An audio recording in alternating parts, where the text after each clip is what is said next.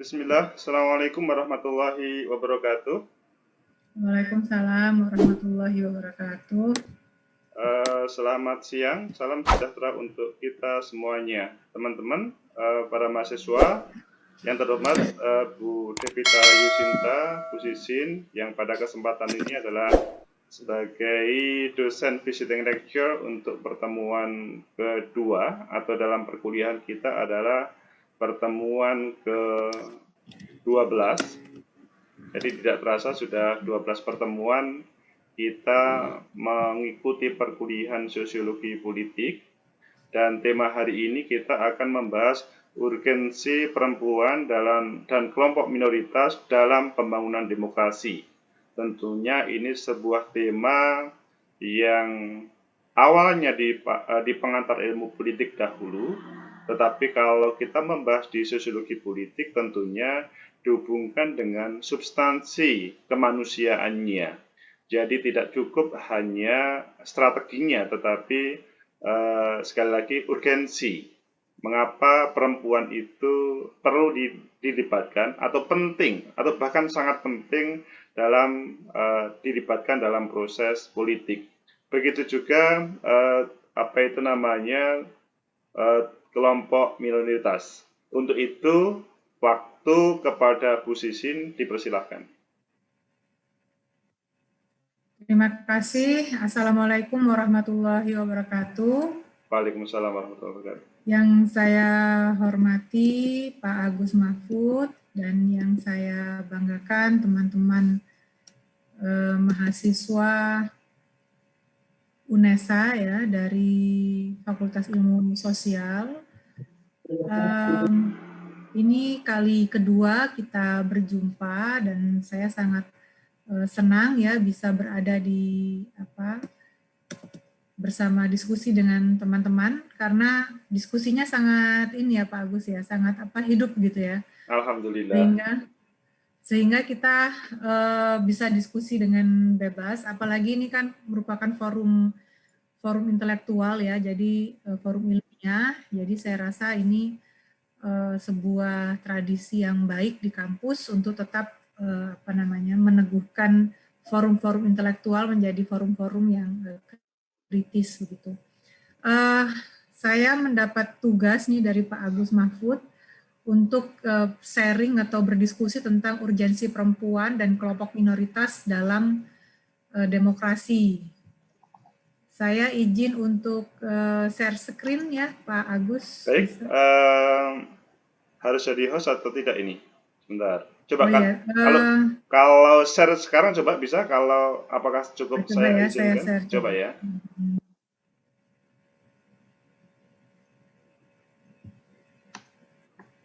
Nggak bisa, katanya host disable. Sebentar. Saya jadikan host, tapi resikonya itu adalah ketika ada mahasiswa masuk untuk diklik ya. Iya, baiklah. Oke. Resikonya saya tidak tahu siapa saja mahasiswa yang mau masuk. Sebentar.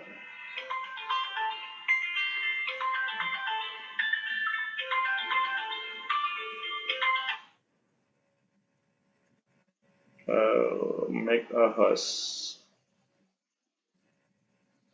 Silakan Bu Sisin. Oke. Nah, pertama sebelum memulai atau melangkah ke hal yang lebih jauh, kita kemarin mungkin saya sedikit mereview ya dari minggu yang lalu begitu. Kita minggu lalu sudah membicarakan banyak tentang demokrasi dan salah satu instrumen dari demokrasi itu adalah pemilu.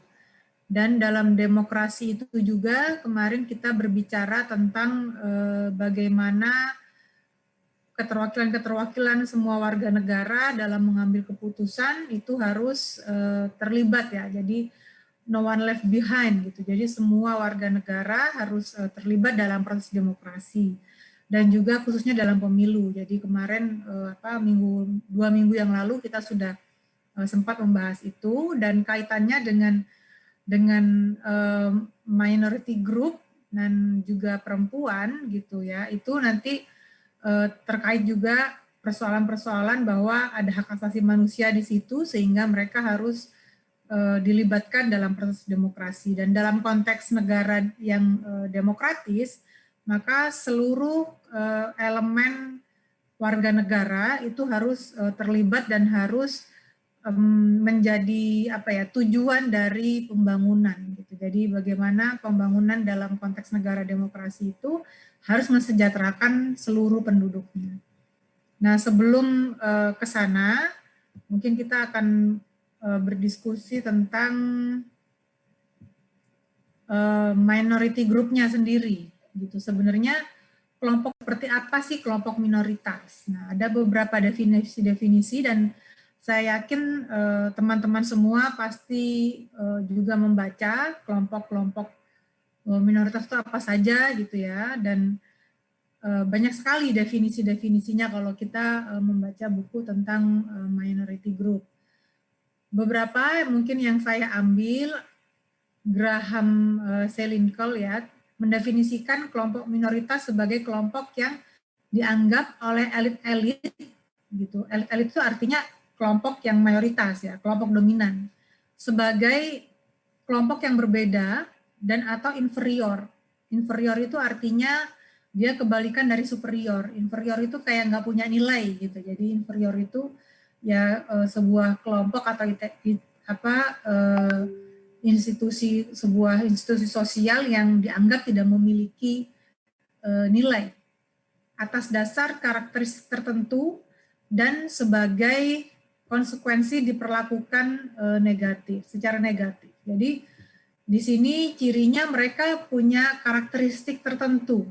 Jadi dalam satu kelompok ini mereka punya karakteristik tertentu dan biasanya mereka mendapatkan perlakuan yang negatif gitu.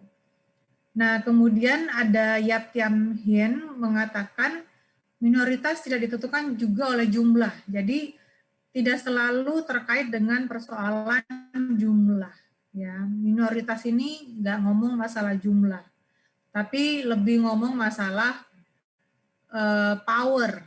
Ya, tetapi perlakuan yang menentukan status minoritas. Jadi mereka tidak ditentukan oleh jumlah, tetapi ditentukan oleh perlakuan yang menentukan bahwa mereka itu minoritas gitu. Jadi ini lebih ke perlakuan ataupun pengakuan ya dari baik itu otoritas terkait atau kelompok-kelompok yang dominan bahwa kelompok itu adalah minoritas gitu.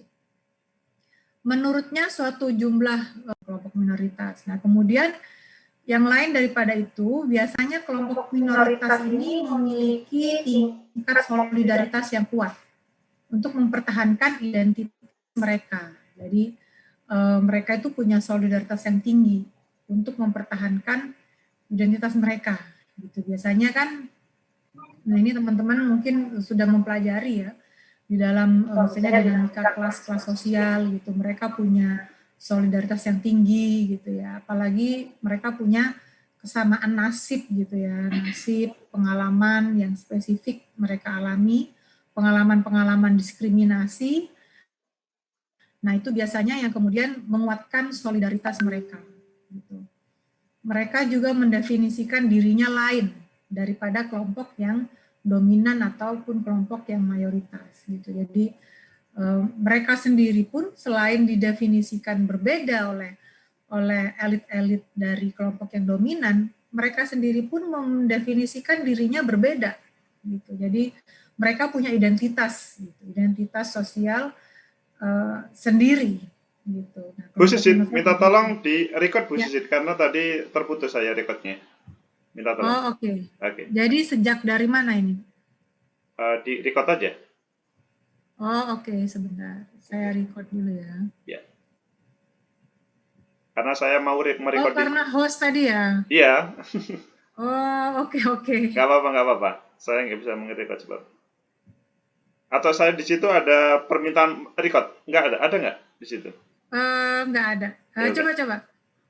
Ini saya ngajukan permintaan record, tapi kelihatannya kok tidak muncul.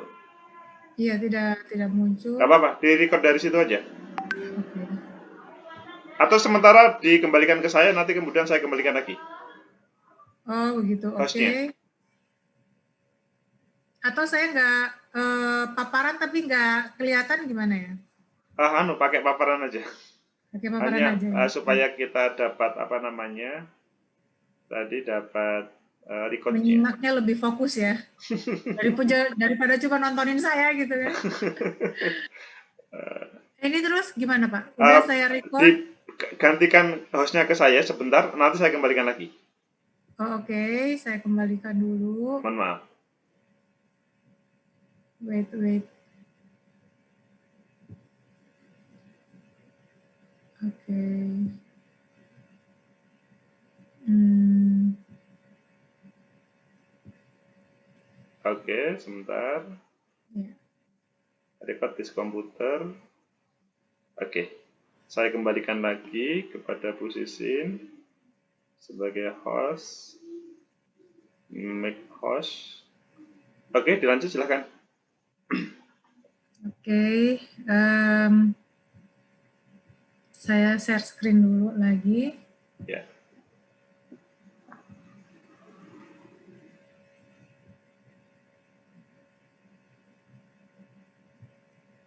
Oke, silahkan. Oke, sudah ya. Oke. Jadi kelompok minoritas itu punya identitas, gitu ya. Mereka juga cenderung untuk mempertahankan identitas mereka. Misalnya nih, saya etnis Madura berada di tanah Jawa, gitu ya, sebagai perantau misalnya, gitu.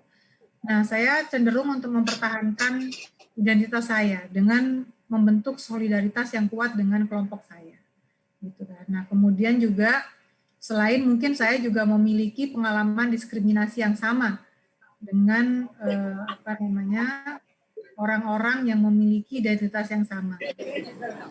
Dan kemudian biasanya kita juga mendefinisikan berbeda dengan kelompok yang dominan atau mayoritas. Jadi selain kelompok mayoritas mendefinisikan kelompok minoritas ini berbeda, tapi kelompok minoritas itu juga mendefinisikan dirinya lain, the others, daripada kelompok yang mayoritas atau dominan gitu. Nah, makanya cenderung mereka mengalami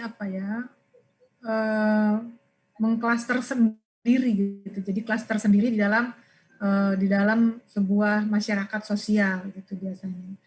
Nah, mereka juga biasanya mengalami eksklusi sosial. Jadi mereka biasanya di-exclude gitu ya. Di-exclude di dalam lingkungan sosialnya, juga bahkan oleh pemerintah atau otoritas gitu ya. Nah, eksklusi sosial sendiri itu merupakan didefinisikan sebagai sebuah multidimensional proses yang mana bentuk dari eksklusi sosial itu merupakan sebuah kombinasi dari partisipasi dalam pembuatan kebijakan ya, kemudian dari political processes gitu ya, dari proses politik, kemudian akses terhadap sumber daya gitu, terhadap lapangan pekerjaan, terhadap sumber daya ekonomi gitu ya, sumber daya material, kemudian dan integrasi dalam common cultural processes. Jadi integrasi dalam proses-proses budaya bersama. Jadi mereka juga sebenarnya mengalami eksklusi gitu ya, di-exclude juga dari common cultural processes. Jadi mereka mengalami eksklusi dari proses kebudayaan bersama juga. Gitu. Jadi selain mengalami eksklusi dari bidang politik gitu ya, mereka juga mengalami eksklusi di bidang ekonomi dan juga mengalami eksklusi di bidang budaya. Gitu. Nah, ketika dikombinasikan, mereka kemudian menciptakan bentuk yang akut dari eksklusi sosial gitu ya. Jadi kalau misalnya mengalami nggak cuma satu jenis satu bentuk eksklusi gitu ya, tetapi mereka mengalami beberapa eksklusi sosial. Nah, mereka mengalami bentuk yang mereka menciptakan eksklusi sosial yang sangat akut gitu. Nah, misalnya seperti apa sih kalau misalnya bentuk-bentuk eksklusi ini kemudian berkombinasi gitu ya. Jadi tidak hanya mengalami satu jenis eksklusi sosial.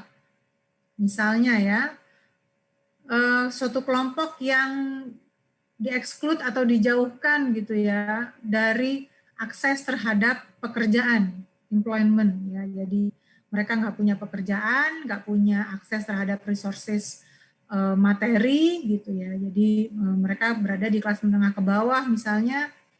Nah, kemudian mereka juga dalam waktu yang bersamaan mereka juga mengalami diskriminasi ataupun eksklusi di dalam proses pembuatan kebijakan misalnya ya. Misalnya mereka kemudian karena mereka adalah, kalau di Jakarta tuh contohnya yang paling mudah itu misalnya ada namanya manusia gerobak gitu. Jadi mereka adalah kelompok orang yang pemulung gitu ya. Pemulung dan mereka tinggalnya di gerobak gitu. Tinggalnya di gerobak. Nah, mereka itu lack of access terhadap resources gitu ya. Mereka mengalami kemiskinan. Kemudian karena mereka tempatnya berpindah-pindah gitu, berpindah-pindah berdasarkan yang mereka mulung di mana, mereka tinggal di situ, tinggal di dalam gerobaknya. Nah, maka mereka kemudian tidak tercatat misalnya sebagai pemilih dalam pemilu, sehingga mereka mengalami dieksklud dari proses pemilu atau proses partisipasi politik gitu. Nah, itu mereka berarti mengalami kombinasi dari bentuk-bentuk eksklusi sosial. Jadi sebenarnya kelompok minoritas itu juga mengalami eksklusi sosial gitu ya, bisa berkombinasi, jadi bisa bertubi-tubi gitu. Jadi bisa nggak hanya satu bentuk eksklusi, tetapi juga bisa berbagai macam bentuk. Dan bahkan bisa jadi kelompok minoritas ini juga mereka tidak dilabel atau hanya satu identitas minoritas gitu, tetapi mereka juga bisa mengalami sebagai kelompok minoritas yang multiple minority juga gitu. Misalnya sudahlah dia perempuan misalnya ya, sudahlah dia kemudian etnisnya Tionghoa misalnya, dan kemudian dia juga mengalami kemiskinan misalnya. Nah, ini multiple minority juga yang kemudian berimplikasi pada mengalami juga eksklusi sosial gitu. Yang juga mungkin bisa multiple juga gitu. Nah, selanjutnya itu tentang minoritas ya, kelompok minoritas. Jadi kelompok minoritas itu tidak sekedar jumlah gitu ya, tetapi ada minoritas yang secara substansi mereka memang powerless gitu ya, nggak punya power, nggak punya sumber daya dan lain-lain. Nah, kemudian selanjutnya kita akan berbicara tentang negara, karena bagaimanapun kelompok minoritas ini dalam sebuah negara gitu, mereka adalah warga negara yang harus dijangkau gitu ya oleh negara, tidak boleh diabaikan, tidak boleh ditinggalkan, tapi mereka harus menjadi tujuan ataupun menjadi target sasaran dan juga subjek dari proses pembangunan gitu. Nah, menurut Habermas, negara adalah pengemban otoritas publik. Jadi negara itu dia mengemban otoritas publik gitu. Kemudian dia memperoleh jabatan kedudukan itu karena tugasnya. Tugasnya negara adalah apa? Memajukan kesejahteraan publik dan bersama para warganya sesuai dengan hak-hak mereka. Nah, tentu saja hak asasi manusia di sini konteksnya gitu. Jadi bagaimana memajukan kesejahteraan publik tanpa terkecuali begitu, termasuk kelompok kelompok dominan ataupun kelompok yang minoritas harus menjadi tujuan dari aktivitas negara dan bersama para warganya sesuai dengan hak-hak mereka. Nah, sedikit mengupas mungkin bagaimana sebuah negara yang demokratis gitu ya konsep negara yang demokratis itu seperti apa. Nah, ini ada salah satu teori dari Robert Dahl dalam skala yang lebih luas ya. Kalau 2 minggu yang lalu kita membicarakan teori Dahl dalam konteks demokrasi yang minimalis gitu, adanya kontestasi dan partisipasi. Nah, Dahl juga mengembangkan teori demokrasi dalam konteks negara ya, dalam skala yang lebih luas. Bagaimana sih syarat-syarat negara yang demokratis gitu ya. Nah, yang pertama adalah pemerintah-pemerintah yang terpilih. Jadi artinya yang di vote gitu ya, dipilih oleh masyarakatnya, oleh rakyatnya. Nah, kontrol terhadap keputusan-keputusan kebijakan pemerintah merupakan secara konstitusional tetap dalam pemerintahan-pemerintahan yang dipilih oleh warga negara. Jadi warga negara ini dalam konteks ini punya hak untuk memilih pemerintahnya gitu. Sehingga dalam demokrasi modern, pemerintahan-pemerintahan demokratis dalam skala luas merupakan pemerintahan perwakilan. Nah, perwakilan siapa? Ya, perwakilan seluruh entitas dari rakyat yang mau memilih mereka. Termasuk di dalamnya adalah minority group, ya, termasuk kelompok minoritas. Itu adalah harus terwakili di dalam kepentingannya di dalam pemerintahan. Itu konsep negara yang demokratis. Kemudian pemilu yang bebas, adil, dan teratur, berkala. Nah, kemudian ini juga tentu saja pemilu ini juga harus melibatkan seluruh warga negara menjadi pemilihnya dan boleh dipilih. Gitu. Jadi tidak ada diskriminasi terhadap kelompok-kelompok tertentu untuk dipilih dalam sebuah pemilu, termasuk kelompok minoritas misalnya ya. Nggak boleh misalnya karena mayoritas penduduk Indonesia ini adalah orang Jawa, misalnya 60%-nya mungkin orang Jawa, maka orang Jawa aja misalnya yang boleh memilih misalnya. Orang yang di luar etnis Jawa misalnya mereka tidak punya full right to vote misalnya. Nah itu yang tidak boleh misalnya. Seperti itu. Jadi pemilu yang bebas, adil dan teratur itu artinya pemilu yang bebas diikuti oleh siapa saja, baik itu kelompok dominan maupun kelompok minoritas, dan juga adil, proporsional ya, terhadap siapapun boleh untuk punya hak yang sama dipilih dan memilih gitu. Nah, negara kita Indonesia sebenarnya sejak merdeka gitu tahun 45 dalam konstitusinya tidak pernah membedakan, tidak ada diskriminasi by law gitu ya, tidak ada diskriminasi dalam konstitusi kita tentang hak-hak hak warga negara gitu ya. Berbeda misalnya kayak di Amerika gitu ya. Di Amerika itu kan bahkan sejak mereka Independence Day gitu ya, mereka sudah melakukan segregasi sosial gitu ya antara kulit putih dan kulit hitam misalnya, kemudian antara laki-laki dan perempuan misalnya. Jadi di Amerika itu waktu mereka merdeka gitu, perempuan itu hanya punya setengah hak politiknya. Jadi perempuan itu di Amerika waktu itu hanya punya hak untuk memilih, tapi nggak punya hak untuk dipilih, gitu. Nah, kemudian baru mungkin abad 20 ya, baru mereka beberapa negara bagian seperti Wyoming misalnya mencoba untuk menginisiasi agar perempuan itu punya full rights to vote dan juga untuk dipilih dan memilih. Gitu. Nah, itu baru di satu negara bagian. Nah, dan kemudian laki-laki dan perempuan itu punya hak yang sama untuk memilih dan dipilih. Bahkan di Amerika itu baru tahun 1960-an.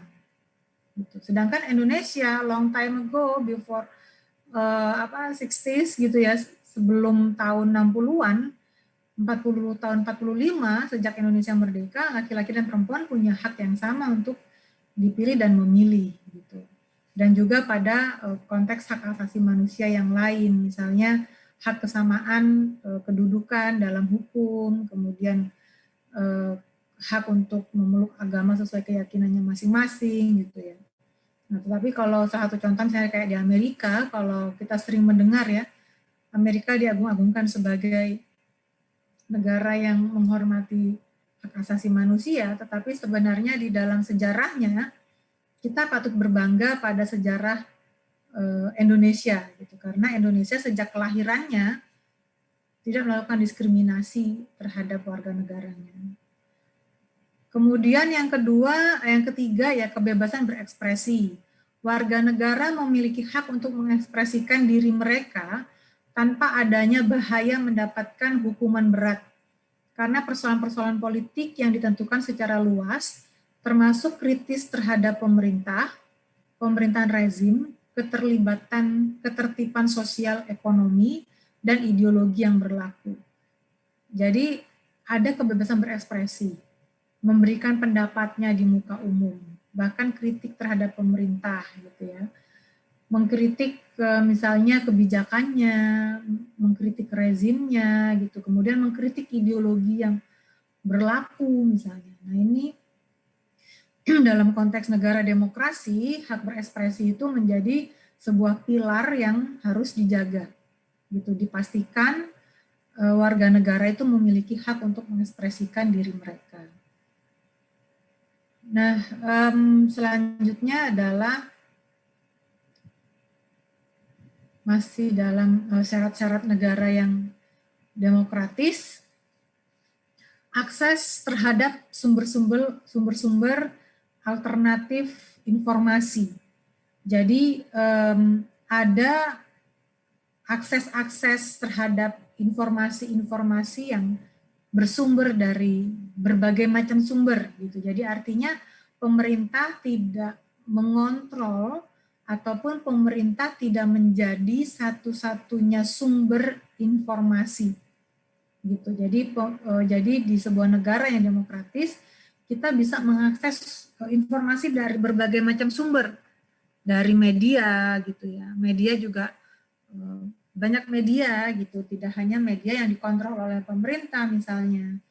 Bahkan misalnya kita bisa ada media sosial gitu ya, ada media massa, kita bisa mendapatkan informasi dari sumber-sumber alternatif yang banyak gitu kan. Yang secara aktual kita bisa dapatkan serta-merta gitu, nggak nunggu bulan depan baru kita dapat kabar tentang apa yang terjadi di Papua misalnya kan. Begitu, kemudian tidak berada dalam kontrol pemerintah atau satu kelompok politik yang berusaha mempengaruhi keyakinan dan perilaku politik masyarakat, serta sumber alternatif ini dilindungi oleh hukum secara efektif. Ya, jadi tidak dikontrol oleh pemerintah, tidak juga dikontrol oleh satu kelompok politik tertentu, gitu ya, yang ingin mempengaruhi keyakinan dan perilaku politik masyarakat gitu ya. Dan ini harus dilindungi oleh hukum. Jadi harus dilindungi oleh hukum secara efektif gitu. Jadi bahwa ada jaminan hukum, akses terhadap sumber alternatif informasi itu dilindungi oleh hukum. Jadi kita boleh mengakses media massa dengan bebas gitu. Kemudian otonomi berserikat. Ya, untuk meraih berbagai hak mereka, termasuk syarat untuk berlakunya secara efektif dari institusi politik demokratis, warga negara juga memiliki hak untuk membentuk asosiasi atau organisasi yang relatif independen, termasuk partai politik dan kelompok-kelompok kepentingan yang independen. Jadi tidak boleh misalnya sebuah kelompok minoritas ingin membuat serikat misalnya, kemudian dilarang. Nah, kenapa nggak boleh? Yang pertama, secara substansi negara demokratis memberikan hak warganya untuk berserikat. Kemudian yang kedua, kelompok minoritas untuk mendapatkan power, untuk mendapatkan akses, ya mereka memang harus berserikat. Mereka harus berorganisasi, mereka harus bersolidaritas, mereka harus berhimpun, berkumpul, gitu, untuk mendapatkan hak mereka. Itu salah satu karakteristik kelompok minoritas. Makanya kenapa misalnya ada serikat buruh, ya. Meskipun buruh ini jumlahnya lebih banyak daripada CEO, gitu ya, tetapi kan mereka sebenarnya adalah minority group. Maka mereka membentuk sebuah perserikatan, gitu. Nah, itu salah satu fungsi membentuk sebuah serikat, gitu ya, untuk mendapatkan power. Nah, kemudian yang keenam adalah kewarganegaraan yang terbuka. Jadi warga negara siapapun gitu ya, tidak terlepas dari gendernya, terlepas dari sukunya, terlepas dari bahasa yang dipakai, terlepas dari agamanya, terlepas dari orientasi seksualnya, mereka harus mendapatkan hak asasi manusia yang dijamin oleh negara yang demokratis. Nah, dalam sebuah, kita juga akan berbicara tentang konsep keterwakilan. Kelompok minoritas itu harus tadi kan di dalam sebuah negara demokratis ya, ada konsep keterwakilan, ya, pemerintahan perwakilan. Gitu. Nah, kemudian kita akan berpikir bahwa apa saja sih konsep keterwakilan itu? Gitu. Apakah kelompok minoritas ini dalam sebuah negara demokratis itu bisa diwakili oleh kelompok yang mayoritas gitu, ataukah dia harus mewakili dirinya sendiri gitu. Nah, ini Anne Phillips punya konsep keterwakilan ya. Dia sangat terkenal dengan teori-teori keterwakilannya. Ada dua jenis paling tidak gitu tentang konsep keterwakilan. Yang pertama adalah politics of ideas, mewakili pemilihnya melalui ideologi, kebijakan dan program organisasi. Wakil sebagai messenger atau penyampai pesan aspirasi. Jadi wakil itu merupakan pembawa pesan, ya, penyampai pesan. Kemudian karakteristik individu sebagai messenger tidak relevan. Maksudnya adalah apakah karakteristik individu si messenger ini, penyampai pesan ini, apakah dia merupakan dari karakternya adalah bagian dari kelompok yang diwakili tersebut, atau bukan, itu tidak relevan. Gitu. Misalnya begini, apakah karakteristik anggota DPR misalnya ya, itu tidak harus karakternya itu sesuai dengan kelompok yang dia wakili atau dia sampaikan aspirasinya gitu. Misalnya ini anggota dewan laki-laki, ini paling gampang ya, laki-laki, apakah dia bisa menyampaikan pesan aspirasi dari pemilih-pemilihnya yang perempuan? Tentu saja bisa, ya kan? Jawabannya kan bisa. Artinya karakteristik individu dia, apakah dia mau laki-laki, apakah dia mau perempuan, mereka bisa menjadi penyampai pesan atau menyampaikan aspirasi dari kelompok perempuan, ya kan? Laki-laki juga bisa dong jadi messenger, menyampaikan apa saja kepentingan-kepentingan perempuan, itu bisa. Atau misalnya anggota DPR menyampaikan bagaimana etnis tertentu mengalami diskriminasi, masyarakat adat misalnya ya, masyarakat adat mengalami diskriminasi dan perlu adanya sebuah undang-undang masyarakat adat yang melindungi keberadaan masyarakat adat tersebut. Ini bisa siapa saja, tidak harus anggota dari masyarakat adat tersebut, ya kan? Boleh dari siapa saja yang merasa bahwa ya dia harus menyampaikan pesan ini dari masyarakat adat ini gitu misalnya. Nah, itu yang disebut dengan politics of ideas. Jadi politik ide yang bisa, ide ini bisa disampaikan oleh siapa saja. Jadi tidak harus secara spesifik diwakili oleh yang punya karakteristik sama dengan kelompok yang diwakili tersebut gitu.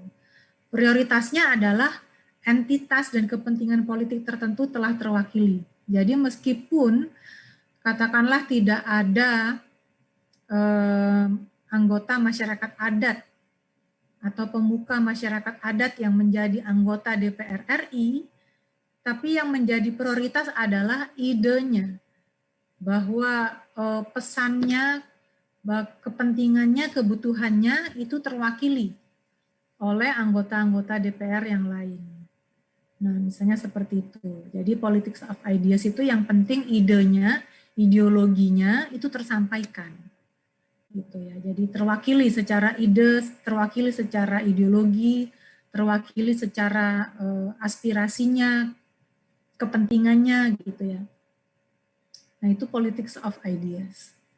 Nah, tetapi ada juga bentuk keterwakilan yang lain, yaitu politics of presence, ya. Keterwakilan fisik. Jadi fisik, presence, kehadiran. Ya.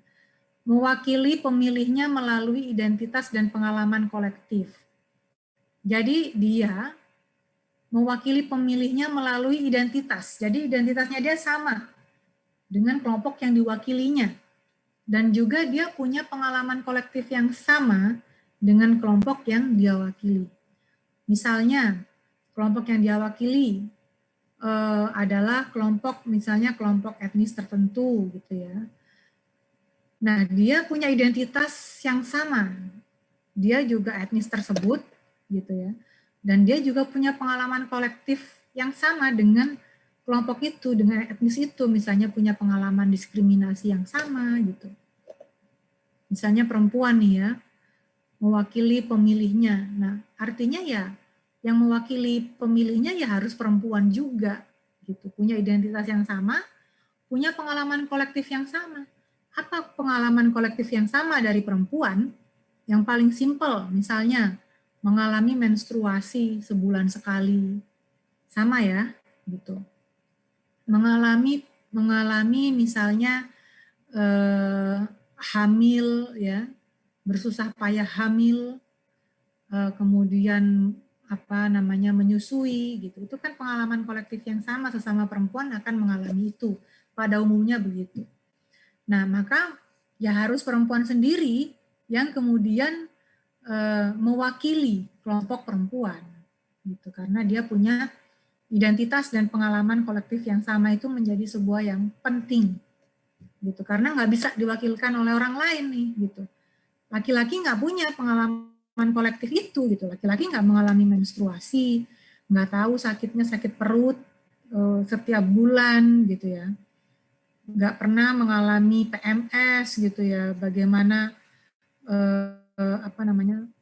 gejolak hormonal dalam perempuan. Perempuan yang mengalami sensasinya gitu ya. Laki-laki tidak mengalaminya. Kemudian misalnya pengalaman-pengalaman diskriminasi yang lain gitu ya, yang khas perempuan, misalnya di label punya ada stigma-stigma negatif terhadap perempuan, misalnya perempuan yang punya cita-cita yang tinggi atau punya ambisi yang tinggi, kemudian di label negatif, oh, perempuan kok ambisius gitu. Nah, itu kan pengalaman kolektif mungkin yang dialami oleh banyak perempuan tetapi tidak dialami oleh laki-laki. Maka dari itu menurut politics of presence, pengalaman kolektif ini sangat penting. Identitas itu menjadi sangat penting untuk diwakili gitu. Nah, kemudian wakil tidak hanya menjadi messenger, jadi wakil itu tidak menjadi penyampai pesan, tidak sebagai penyambung lidah begitu, tetapi adalah message itu sendiri. Tetapi adalah pesan itu sendiri. Pesan apa? Pesan bahwa adanya keterwakilan dari entitas tersebut, dari kelompok tersebut, gitu. Misal karena adanya perempuan di anggota DPR, gitu ya. Perempuan didorong menjadi anggota DPR, dia tidak hanya menjadi penyampai pesan dari kelompok perempuan, tetapi dia menjadi pesan itu sendiri bahwa adanya keterwakilan perempuan di DPR. Jadi dia menjadi substansi itu sendiri. Gitu. Kemudian yang ketiga adalah karakter karakteristik seseorang wakil sangat mempengaruhi hal-hal yang ingin diwakili. Nah, karakteristik itu menjadi sangat penting kalau politics of presence ya. Apakah dia perempuan, apakah dia laki-laki, itu menjadi sangat penting dalam politics of presence karena dia ada hal yang berbeda gitu. Ada nilai-nilai yang berlaku yang berbeda, ada ideologi yang berbeda gitu ya. Ada program-program yang dibutuhkan juga berbeda dan lain-lain. Sehingga keberadaan perempuan itu sendiri dalam sebuah pengambilan keputusan, pengambilan kebijakan pemerintah misalnya, itu menjadi sangat penting. Gitu. Karakteristiknya yang memang karakteristik perempuan itu kan berbeda, gitu. Sehingga dia ya harus dirinya sendiri yang mewakili kelompoknya. Gitu. Nah ini bisa juga politics of ideas, politics of presence, ini juga bisa merepresentasikan kelompok-kelompok minoritas. Ya, jadi sebenarnya kalau kita sering dengar konsep tentang politik identitas misalnya ya, politik identitas itu kan tidak ditujukan untuk melakukan kekerasan, untuk melakukan represi atau intimidasi sebenarnya. Jadi sebenarnya politik identitas itu sebuah hal yang positif pada relnya gitu ya, pada relnya, pada path-nya, pada jalurnya, politik identitas itu juga mewakili identitas dirinya dan kelompoknya. Gitu. Seperti misalnya keterwakilan perempuan di DPR, itu kan juga bagian dari politik identitas. Gitu. Nah, kemudian bagaimana mengencourage misalnya penyandang disabilitas gitu dalam sebuah pengambilan keputusan misalnya. Nah, itu kan juga bagian dari politik identitas. Gitu. Nah, ini yang harus kita pahami bersama-sama. Jadi kalau kita ngomong masalah kelompok minoritas, maka kita akan berbicara tentang bagaimana konsep keterwakilannya. Gitu. Apakah cukup dengan politics of ideas? Gitu. Jadi ya udahlah, nggak apa-apa. Anggota DPR tuh orang-orang kaya-kaya semua. Gitu ya, pengusaha-pengusaha semua, orang-orang kaya gitu, yang lahir aja udah pakai AC, nggak pernah kepanasan, berkeringat mungkin saat olahraga, begitu ya, kepanasan mungkin saat berjemur, gitu, itu sudah dianggap cukup untuk mewakili kelompok-kelompok, misalnya kelompok menengah ke bawah. Apakah itu sudah cukup mewakili? Gitu. Apakah pengalaman kolektif itu bisa juga mereka rasakan? Apakah mereka juga pernah mengalami pengalaman kolektif kelompok kelas menengah ke bawah misalnya, gitu ya? Atau seperti apa? Nah, itu yang konsep keterwakilan ya, konsep keterwakilan. Maka dari itu kita harus melihat dalam sebuah proses pengambilan kebijakan, gitu. Apabila kebijakan-kebijakan tersebut merupakan terkait erat dengan kelompok-kelompok minoritas, maka harus dilibatkan kelompok-kelompok tersebut dalam proses pengambilan kebijakan itu. Apabila memang mereka tidak punya anggota atau representasi yang cukup signifikan dalam proses pengambilan kebijakan tersebut, maka mereka harus dilibatkan dalam hal-hal seperti misalnya uji publik, atau misalnya audiensi dari kelompok-kelompok minoritas, atau riset yang kemudian melibatkan mereka, gitu, dan lain-lain. Jadi ini merupakan saling mempengaruhi, gitu ya. Politics of ideas itu juga tidak lengkap tanpa politics of presence, gitu ya. Politics of presence itu juga kadang-kadang, gitu ya, kehadiran perempuan apakah sudah cukup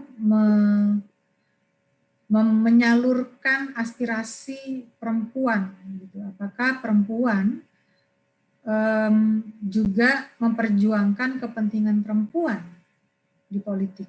Nah, ini kan juga sebuah pertanyaan juga ya.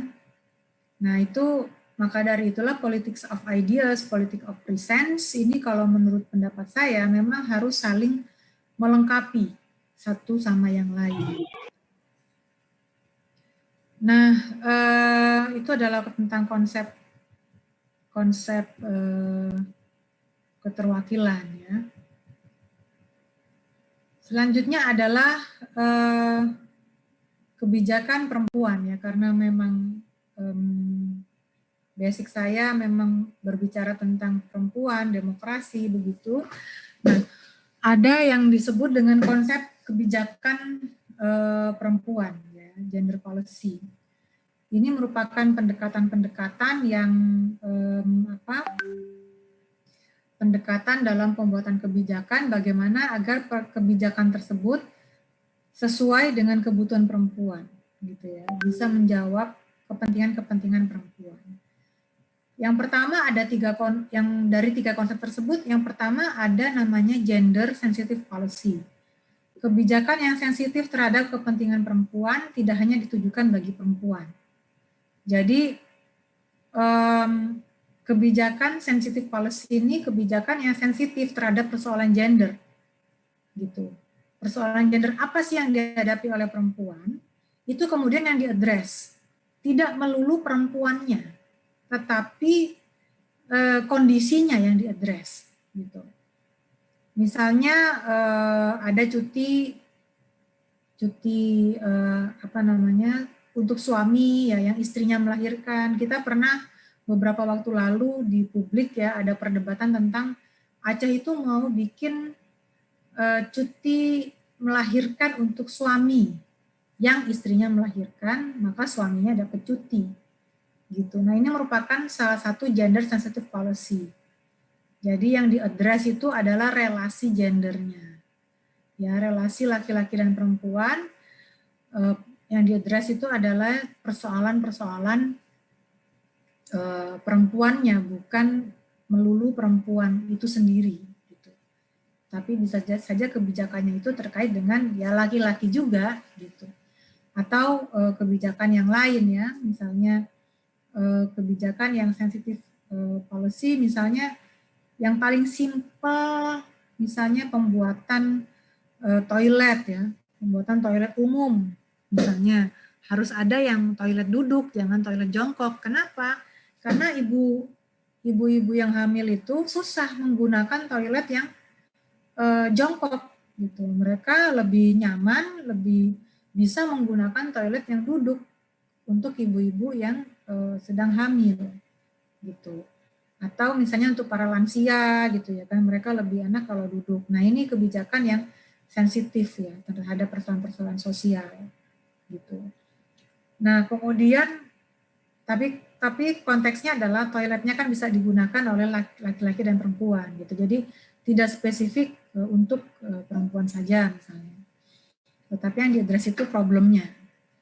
Kemudian ada yang disebut dengan gender neutral policy, kebijakan yang netral, tetapi bisa berdampak berbeda bagi perempuan dan laki-laki. Kebijakan yang netral itu artinya tidak ada diskriminasi by law-nya, tidak ada diskriminasi secara hukumnya, secara pembangunannya, gitu, program pembangunannya itu netral aja, bisa diakses oleh laki-laki dan perempuan misalnya, bisa diakses oleh semua kelompok minoritas pun bisa mengakses gitu. Tapi ternyata dampaknya itu berbeda gitu bagi laki-laki dan perempuan, bagi kelompok yang dominan maupun kelompok yang minoritas misalnya. Misalnya kebijakan tentang ketentuan posisi tertentu dalam pemerintahan yang tidak membedakan antara laki-laki dan perempuan. Jadi semua boleh jadi menteri, ya kan? Semua boleh jadi presiden, semua boleh jadi anggota DPR, semua boleh jadi polisi, semua boleh jadi komandan gitu ya. Tetapi kenapa pada realitasnya kok dampaknya berbeda? Perempuan baru sekali perempuan jadi presiden di Indonesia misalnya. Kemudian anggota DPR RI misalnya jangankan 30% gitu ya. Kita masih berkisar di angka 20% gitu. Nah, kenapa terjadi dampak yang berbeda? Meskipun kebijakannya netral gitu. Nah, ini ngomong tentang sejarah diskriminasi yang sangat panjang yang dialami oleh laki-laki dan perempuan, oleh kelompok minoritas dan mayoritas gitu. Sehingga meskipun kebijakannya netral, tetapi kelompok minoritas atau misalnya kelompok perempuan tidak mendapatkan manfaat yang sama, tidak mendapatkan akses yang sama, tidak bisa berpartisipasi secara setara, dan tidak bisa mengontrol, dan tidak punya kontrol terhadap kebijakan ataupun kebijakan ataupun fasilitas itu, gitu, privilege itu. Nah, makanya dibutuhkan sebuah tindakan khusus sementara namanya affirmative action agar perempuan dan laki-laki dapat menempati posisi tersebut secara berimbang dan setara. Affirmative action ini mungkin kita sering dengar dalam konteks isu perempuan ya, perempuan dan politik gitu. Padahal sebenarnya affirmative action ini juga banyak sekali diaplikasikan untuk kelompok-kelompok minoritas yang lain. Agar kelompok minoritas punya akses yang setara gitu ya, punya manfaat yang sama dengan kelompok-kelompok yang lain. Misalnya ya, beasiswa ya, dalam beasiswa dari pemerintah misalnya diprioritaskan dari Indonesia Timur. Ya. Ini merupakan afirmasi untuk untuk pelajar-pelajar di Indonesia Timur. Kenapa? Karena Indonesia Timur masih lack of access, ya. Akses terhadap pembangunannya, akses terhadap pendidikannya, akses terhadap ekonominya masih tertinggal dibandingkan dengan yang lain, dengan yang di wilayah barat misalnya. Sehingga perlu adanya afirmasi gitu. Ada kemudahan-kemudahan khusus, ada untuk mendapatkan beasiswa tersebut. Itu juga merupakan affirmative action. Ya. Kemudian gender specific policy. Gender specific policy ini kebijakan yang memang sangat spesifik terhadap perempuan. Jadi ditujukan untuk perempuan gitu. Untuk perempuan, untuk orang yang beridentitas ya perempuan gitu. Spesifik. Nah, misalnya saja kebijakan tentang KB. Meskipun KB itu jumlah metode KB itu kan nggak cuma 1-2 ya, tetapi ada sekitar 20-an gitu. Tetapi yang untuk laki-laki kan cuma ada 2 gitu. Selebihnya untuk perempuan. Nah, ini kebijakan yang mewajibkan KB untuk pasangan-pasangan yang sudah berkeluarga gitu ya. Itu merupakan salah satu zaman Orde Baru dulu kan wajib ya KB. Jadi mungkin teman-teman mahasiswa belum pernah mengalami zaman Orde Baru ya. Jadi zaman Orde Baru itu KB itu wajib hukumnya secara negara gitu. Jadi negara membuat kebijakan, pemerintah membuat kebijakan, perempuan wajib KB kalau sudah punya 2 anak. Makanya ada jargon 2 anak cukup. Nah, itu gender specific policy, kebijakan yang cuma untuk perempuan. Gitu. Nah, itu yang terjadi. Dan banyak juga kalau sekarang kebijakan apa yang spesifik untuk perempuan, misalnya tentang ketenagakerjaan ya, tentang gaji misalnya. Nah, gaji perempuan yang sudah berkeluarga, laki-laki yang sudah berkeluarga, meskipun mereka mengerjakan pekerjaan yang sama, tapi komponen gajinya berbeda. Artinya mereka take home pay-nya juga berbeda. Kenapa? Karena perempuan itu dianggap bukan pencari nafkah yang utama dalam keluarga, sehingga mereka nggak dapat tunjangan anak. Nah, PNS itu pun kalau teman-teman tanya misalnya ke orang tua yang kebetulan PNS atau yang bekerja dalam sebuah perusahaan swasta, misalnya komponen gaji antara laki-laki dan perempuan itu berbeda. Begitu. Meskipun mereka mengerjakan pekerjaan yang sama. Nah, ini yang diskriminatif specific policy ya, jadi agak mendiskriminasikan perempuan gitu. Nah, itu salah satu konsep tentang kebijakan, dan sebenarnya kebijakan ini juga terkait juga dengan kelompok minoritas yang lain ya. Nah, lalu bagaimana sebenarnya hubungan demokrasi, hak asasi manusia dan pemilu dalam konteks ini, dalam konteks apa? Minoritas grup ya, minoritas, kelompok minoritas gitu. Demokrasi merupakan suatu bentuk negara yang mengakui adanya hak asasi manusia ya. Hak asasi manusia itu artinya dia punya prinsip universal ya. Umum itu artinya berlaku untuk siapa saja. Hak asasi manusia itu gitu. Baik manusia itu masih dalam kandungan maupun sampai meninggal dunia, udah jadi jenazah kan nggak disebut manusia lagi tuh gitu ya. Nah, itu adalah prinsip HAM-nya gitu. Mengakui adanya hak asasi manusia, hak yang melekat gitu yang diberikan oleh Tuhan kepada manusia sejak di dalam kandungan sampai meninggal dunia. Dan berlaku umum. Mau dia penyandang disabilitas ataupun tidak, tapi dia punya hak yang sama untuk mengenyam pendidikan misalnya.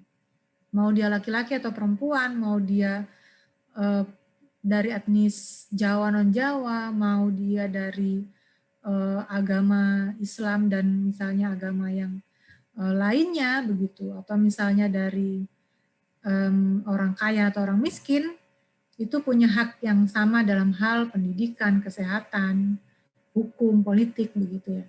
Maka negara itu harus mengakui dan menjamin hak asasi manusia tersebut. Nah, sedangkan pemilu itu adalah prosedur, ya, prosedur dalam kerangka negara demokratis untuk memenuhi hak asasi manusia setiap warga negaranya. Jadi setiap warga negara itu punya hak yang sama di dalam negara yang demokratis. Nah, pemilu itu salah satu prosedur aja, gitu. Prosedur untuk agar warga negara itu terlibat dalam proses pengambilan kebijakan, ya, pemilu. Pengambilan kebijakan dalam arti kita memilih pemimpin, pemimpin-pemimpin inilah yang akan membuat kebijakan untuk kita, gitu kan. Nah, kemudian selanjutnya pengakuan minoritas dalam sebuah demokrasi. Apa sih pentingnya kita mengakui adanya kelompok minoritas ini, gitu ya, dalam konteks demokrasi, gitu. Yang pertama adalah legitimasi terhadap pemerintahan yang demokratis. Pemerintahan yang demokratis itu adalah pemerintahan yang itu tadi ya, menghormati, menghargai, menjamin hak asasi manusia dari seluruh warga negaranya. Maka untuk legitimasinya, maka pengakuan terhadap minoritas itu menjadi penting, menjadi sebuah keharusan. Ya. Jadi nggak boleh menutup mata dengan adanya kelompok-kelompok minoritas. Ada suku-suku yang menjadi minoritas di Indonesia, itu kita juga nggak boleh menutup mata. Harus diakui dan dijamin hak asasinya. Nah, kemudian pengakuan terhadap HAM yang menjadi prinsip dalam demokrasi. HAM itu dalam negara, dalam demokrasi, dia menjadi tujuan dan juga menjadi prinsip dalam proses demokratisasi. Ya. Dan no one left behind. Jadi nggak ada boleh satu entitas pun yang terlewat dalam sebuah negara demokratis. Ya, maka dari itu negara demokratis itu ya emang ribet ya, emang ribet, tidak efisien begitu ya. Karena kenapa? Karena memang semua entitas di dalam negara tersebut harus diakui. Ya, mau minoritas, mau mayoritas, mau dominan, mau dia dianggap inferior gitu. Nah, maka dari itu ya menjadi pemimpin di sebuah negara yang demokratis itu memang menjadi tidak mudah ya. Tidak mudah karena dia harus memfasilitasi, melayani semua kepentingan-kepentingan dari semua kelompok, termasuk kelompok-kelompok minoritas. Itu mungkin pengantar diskusi saya pada kali ini. Saya kembalikan ke Pak Agus Mahfud. Mungkin bila ada teman-teman yang ingin bertanya, saya persilahkan. Terima kasih Bu Sisin telah menyampaikan beberapa pokok-pokok pikiran tentang urgensi perempuan dan kelompok minoritas dalam proses demokrasi. Saya pikir sudah luar biasa apa yang beliau sampaikan, mengupas pada sisi perempuannya, dan sangat mendalam, begitu juga tentang kelompok minoritas. Sekarang kepada teman-teman, silahkan untuk menyampaikan mungkin pertanyaan, atau bahkan mungkin mempunyai gagasan yang berbeda, ataupun mungkin juga yang lain. Silahkan, teman-teman.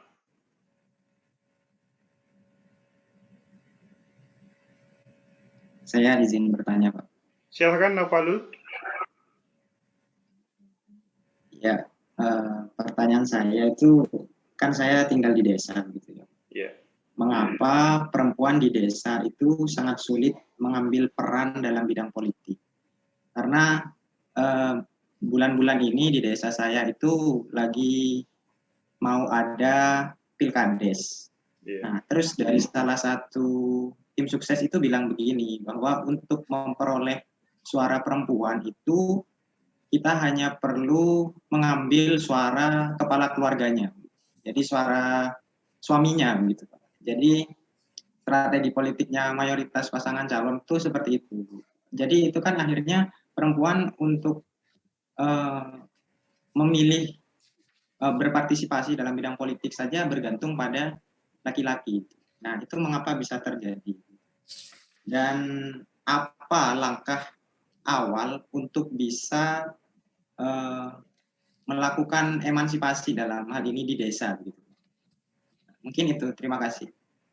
Terima kasih Nafalul. Yang Bu Sisin, Nafalul ini adalah orang Madura asli, jadi Sakirah lah, yang mungkin di sana agak berbeda dalam hal penempatan perempuan dalam proses demokrasi.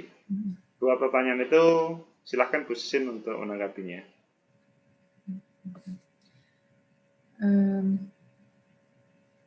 Ya, terima kasih. Saya juga ada darah Maduranya. Oh. Kalau Nafalul ini Bangkalan, kalau Bu Sisin? Sumeneb saya. Sumenebnya, lebih halus ya, kalau saya begitu lahir kecil di Sumeneb. SD saya di Sumeneb, karena orang tua saya Sumeneb juga, gitu. Jadi sedikit banyak ya mengetahui sih. Kalau kemarin saya sempat di KPU, jadi penerusnya Mas Agus Mahfud. Jadi saya meneruskan Mas Agus Mahfud ini di KPU sampai tahun 2019. Kalau ada problem-problem di Madura, Mas Agus, saya yang disuruh turun itu. Termasuk di mana Sampang yang pemungutan suara ulang satu desa di tahun 2014 itu kan saya juga yang disuruh turun. Karena sebenarnya kultur Madura itu juga ada juga yang positif ya terhadap perempuan, maksudnya mereka sangat menghormati perempuan. Jadi kalau kenapa saya yang turun gitu ya, mereka nggak, kalau ada yang marah-marah tuh nggak mungkin marah ke perempuan gitu. Jadi kira-kira begitu. Jadi saya yang disuruh turun gitu.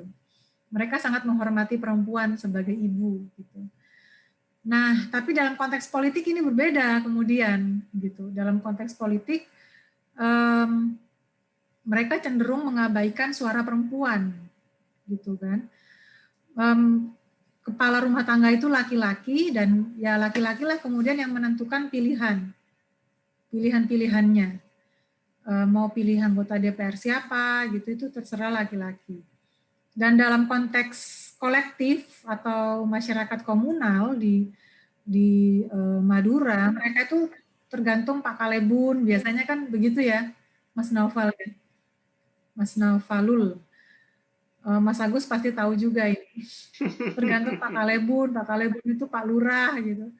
Atau tergantung tokoh masyarakat di situ gitu ya. Ada tokoh masyarakat yang sangat kuat di Sampang gitu ya. Bahkan satu desa tuh dikendalikan gitu. Nah, ini yang kemudian dan ya unfortunately dia laki-laki kan gitu. Sehingga perempuan itu dalam proses politik, proses pengambilan kebijakan publik, itu tertinggal dan tidak didengar suaranya.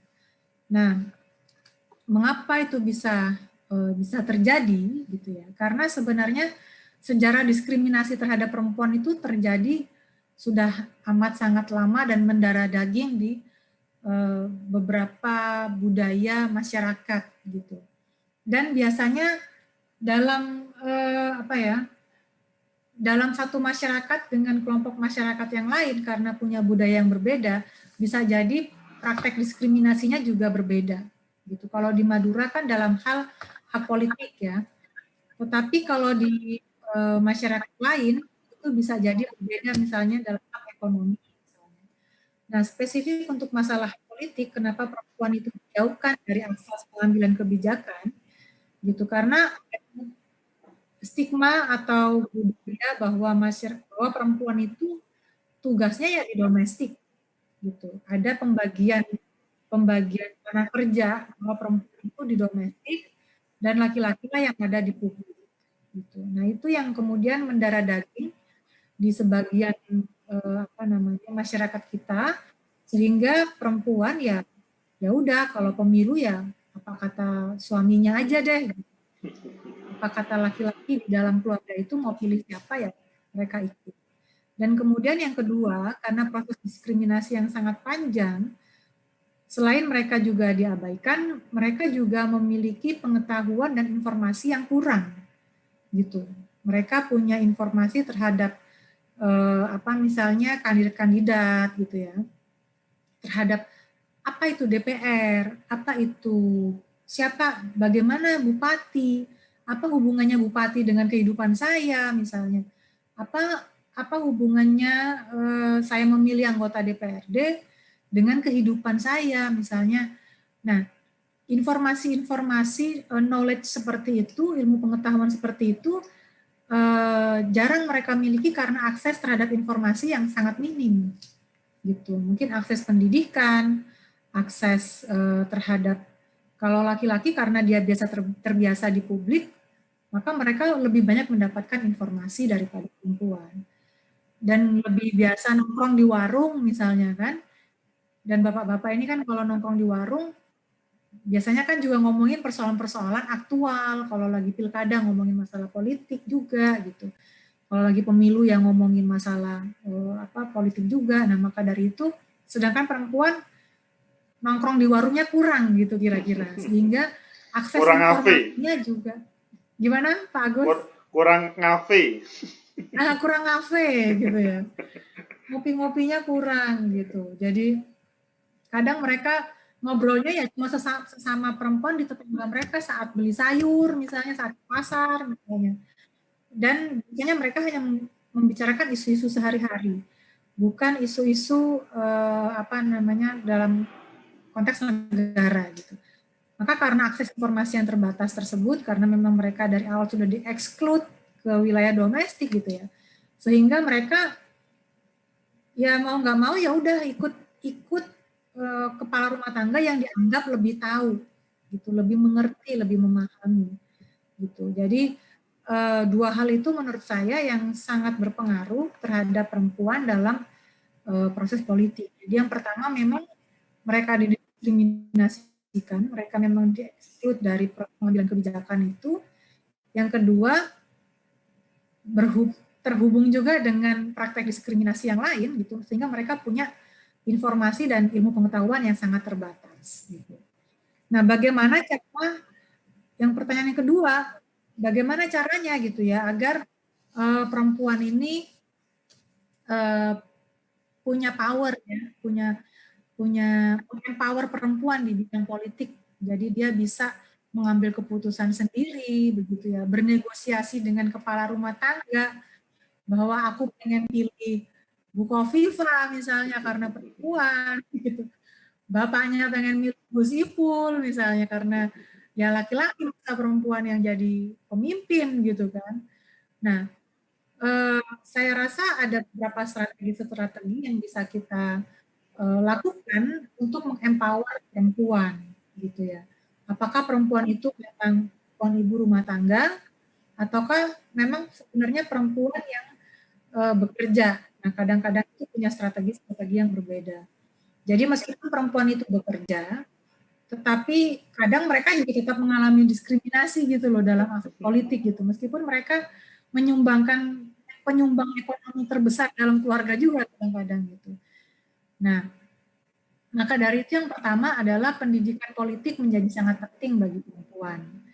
Nah, bagaimana caranya agar informasi atau ilmu tentang politik ini nyampe ke masyarakat, khususnya perempuan?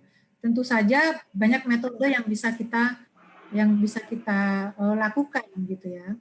Misalnya kita masuk ke kelompok-kelompok arisan, ya ibu-ibu gitu ya, kelompok-kelompok pengajian, dan saya rasa ini juga sudah mulai dilakukan oleh entitas-entitas politik ya, seperti misalnya caleg-caleg ataupun calon kepala daerah, gitu. Mereka sudah mulai masuk tuh untuk memberikan sedikit pengetahuan ya menurut saya. Bukan pendidikan politik secara komprehensif, tetapi paling tidak itu merupakan awal membuat mereka akhirnya berpikir bahwa ternyata aku juga dipertimbangkan pilihanku gitu, paling tidak begitu. Nah, bagaimana pendidikan politik yang baik untuk perempuan? Nah, saya rasa teman-teman mahasiswa bisa meng-create ya dari cara yang paling simple gitu sampai cara yang paling kompleks misalnya. Jadi kalau kita pengen tahu ibu-ibu sekarang itu suka nonton apa sih gitu ya, misalnya suka sosmed, suka lihat TikTok misalnya, atau suka nonton YouTube misalnya, atau suka nonton Instagram gitu. Nah, kita bisa membuat bahan-bahan kampanye berdasarkan media-media itu gitu ya. Bahwa misalnya perempuan memiliki hak yang sama untuk memilih dan dipilih misalnya. Pesan-pesan sederhana. Atau misalnya pesan-pesan misalnya menentukan pilihan saat ini berpengaruh terhadap kehidupan kita 5 tahun atau bahkan di masa depan gitu ya. Pesan-pesan sederhana begitu. Jadi untuk agar mereka paham sebenarnya mereka mencoblos itu untuk apa sih gitu. Apakah itu berpengaruh terhadap kehidupan perempuan gitu. Nah, itu bisa menggunakan beberapa metode. Misalnya tuh kalau sekarang kan sinetron apa sih yang paling disukai ibu-ibu? Ikatan Cinta misalnya ya. Nah, itu kan sering banget tuh trending topik ya, Ikatan Cinta. Saya tahu gara-gara trending topik. Nah, itu kita bisa pakai trending topik tersebut menyelip-nyelipkan pesan-pesan untuk perempuan ya, pendidikan politik untuk perempuan. Nah, jadi saya rasa kita sekarang karena adanya teknologi informasi yang sangat luas dan juga perempuan-perempuan ini merupakan user juga, ya kita bisa punya variasi pendidikan politik dengan metode yang sangat banyak menurut saya, sangat beragam. Nggak cuma harus face to face gitu ya, tetapi bisa juga menggunakan media-media itu. Nah, kemudian selain pendidikan politik, tentu saja berorganisasi. Gitu. Berorganisasi itu menjadi sangat penting bagi perempuan. Tadi yang pertama saya singgung, perempuan ini kan juga sebagai minoritas ya, kelompok minoritas dalam politik. Gitu. Meskipun jumlahnya pemilih itu 51% ya Mas ya Pak Agus ya. Jadi sebenarnya pemilih secara kuantitas itu mayoritas, secara kualitas itu minoritas begitu. Iya betul. Jadi secara jumlah lebih banyak 1% lah kira-kira daripada pemilih laki-laki, tetapi secara kualitasnya gitu perempuan itu masih minoritas.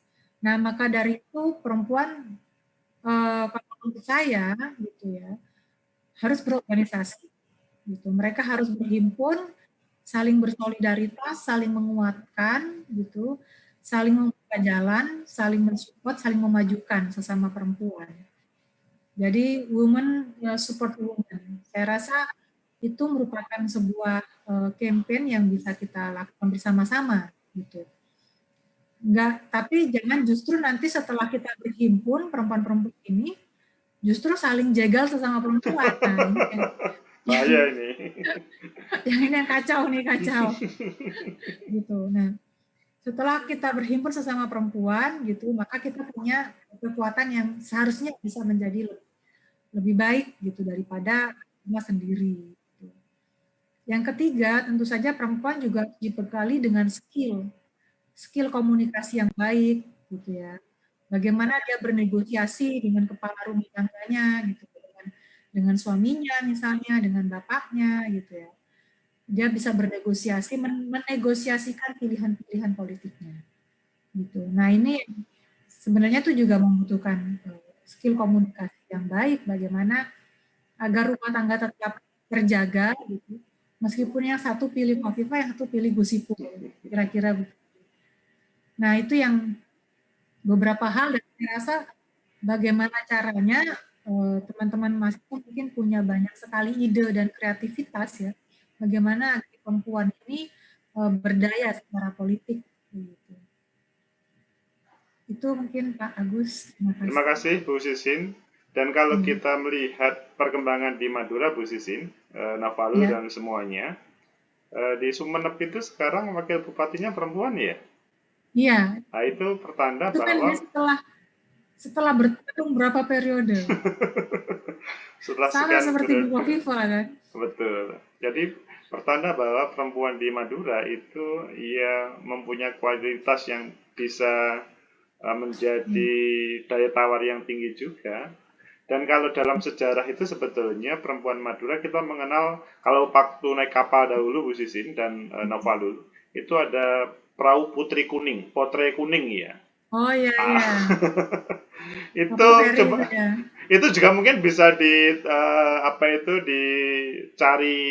sejarah yang sebenarnya. Apakah dia posisi hanya sebagai permaisuri saja, tetapi atau bahkan juga bagian pengambil kebijakan dalam pemerintahan Sumeneb atau kerajaan Sumeneb, keraton Sumeneb pada waktu itu.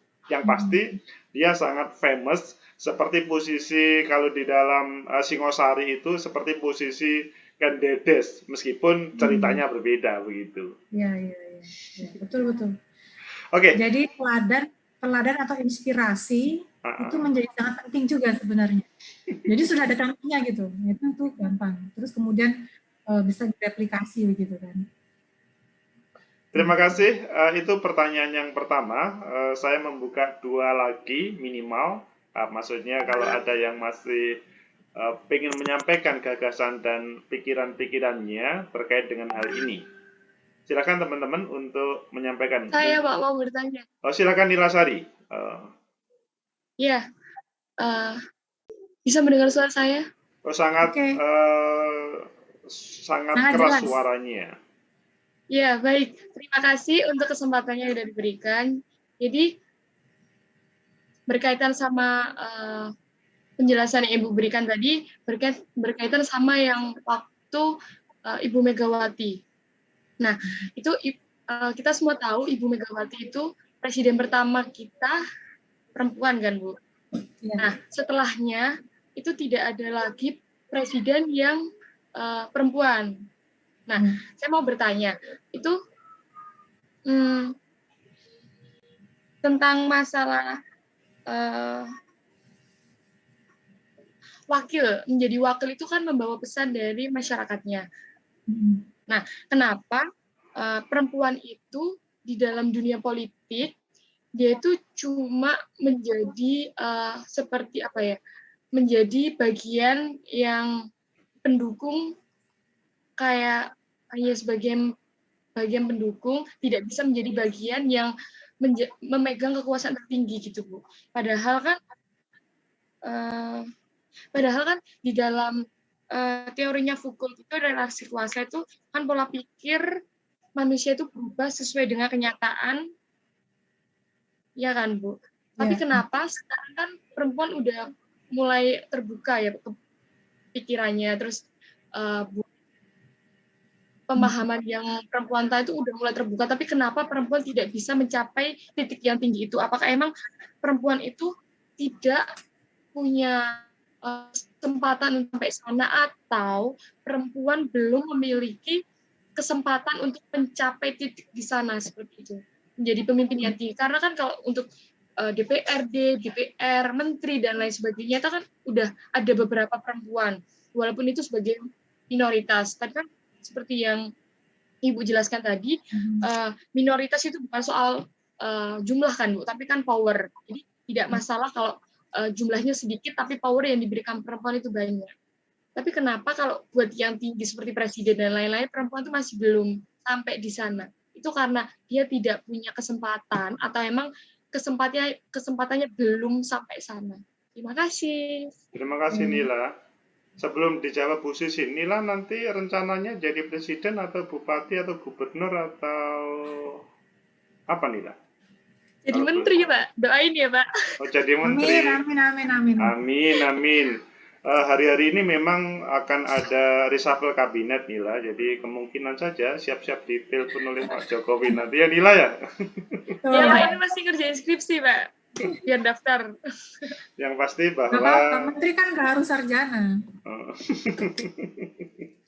Yang pasti minimal impian itu menjadi support untuk mengembangkan diri sendiri dan dihubungkan dengan pertanyaan Nila tadi. Selanjutnya kepada Bu Sisin dipersilahkan. Ya, terima kasih.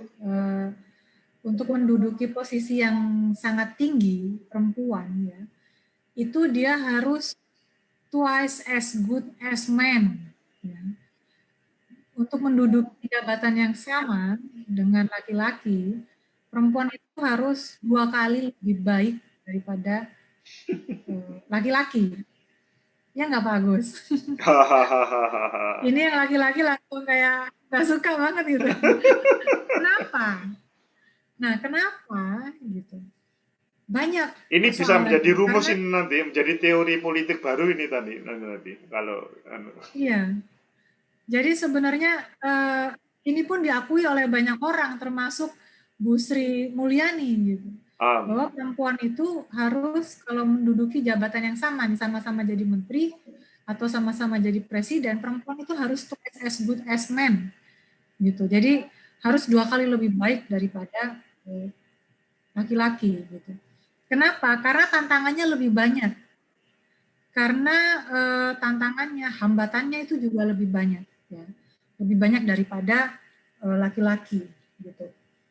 Misalnya saja mau jadi anggota DPR, ya, anggota DPRD katakan. Perempuan itu harus secara kultural ya, dalam keluarga dia harus dapat izin dari suami, ya enggak? Dia harus secara regulatif tidak ada, tetapi secara regulasi nggak ada. ada. Secara kultur dalam keluarga itu kan suami itu harus izin suami kan. Kadang keluar rumah aja harus izin, apalagi ini mau daftar nyalek, apalagi mau daftar jadi presiden gitu. Mau keluar rumah aja mesti izin sama suami gitu. Izin loh ya, bukan pemberitahuan. Nah, itu tuh artinya ada tahapan yang harus dilalui oleh perempuan yang laki-laki tidak mengalami tahapan itu. Kalau laki-laki kan mungkin cuma pemberitahuan ya.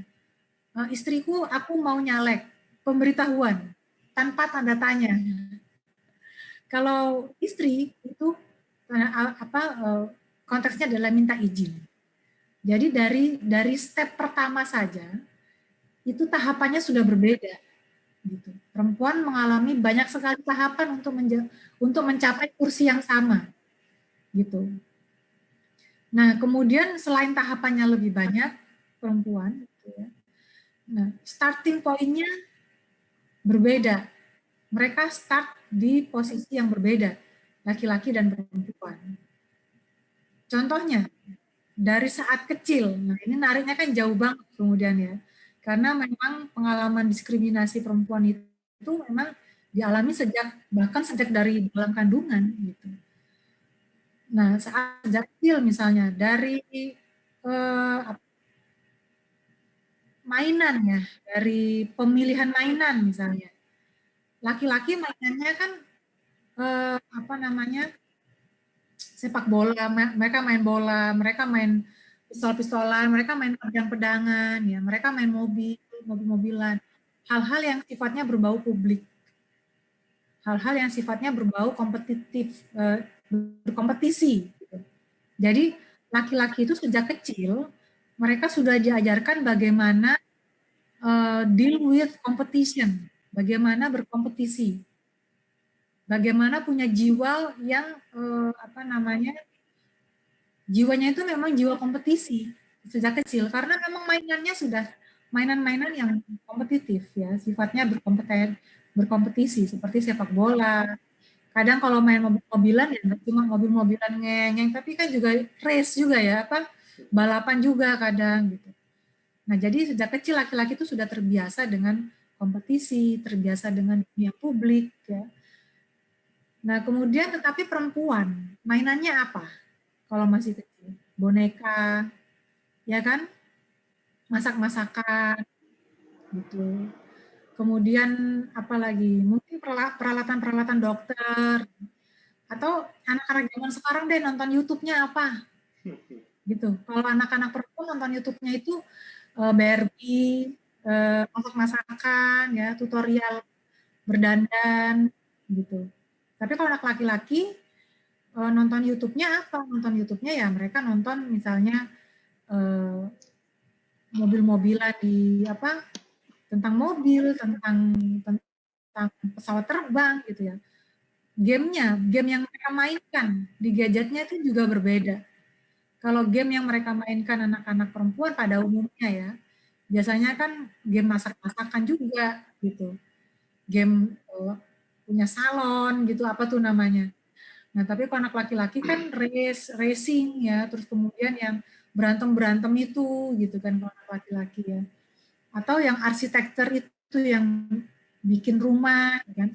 Jadi sebenarnya dari kecil laki-laki dan perempuan itu memang sudah dikonstruk berbeda dari kecil. Perempuan lebih familiar dengan tugas-tugas domestik yang tidak kompetitif gitu. Dan laki-laki memang terbiasa berkompetisi. Jadi mereka sudah terbiasa menghadapi kompetisi. Jadi kalau kemudian saat berkompetisi dibilang, oh perempuan baper nih. Ya karena yang perempuan gak terbiasa berkompetisi. Laki-laki sejak kecil tuh mereka udah biasa kalah, menang itu udah biasa dari kecil gitu. Sedangkan perempuan tidak. Nah, maka dari itu starting point-nya aja sudah berbeda gitu. Cara berkomunikasi, cara menghandle teman-temannya itu juga bisa jadi sangat berbeda. Bahkan laki-laki kan mainannya pistol-pistolan ya, pedang-pedangan, alat kekerasan ya Pak Agus ya, yang dijadikan mainan.